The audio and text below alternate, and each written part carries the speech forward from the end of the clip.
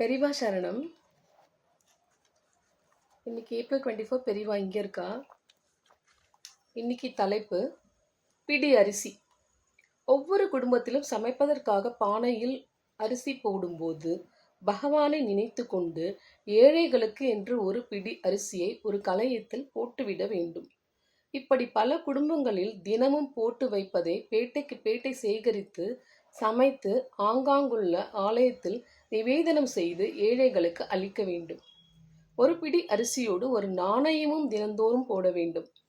சேகரித்த அரிசியை சமைப்பதற்கான விறகுக்கு சாதத்தில் சேர்த்துக்கொள்ள மிளகு பொடியோ அல்லது வேறு ஏதாவது வியஞ்சனமோ என்றால் கூட்டு, பொரியல், ஊறுகாய் போன்ற துணை உணவு வகைகள் ஏதாவது வியஞ்சனமோ தயாரிப்பதற்கு, சமையல் பாத்திர வாடகைக்கு, இப்படிப்பட்ட மேல் செலவுகளுக்காகத்தான் அந்த நாணயம்.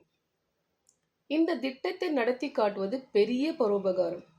பசித்து வந்த ஏழைகளுக்கு கோவிலில் இதுபோல பிரசாதம் கிடைக்கிறது என்றால் வயிறும் மனமும் குளிரும்.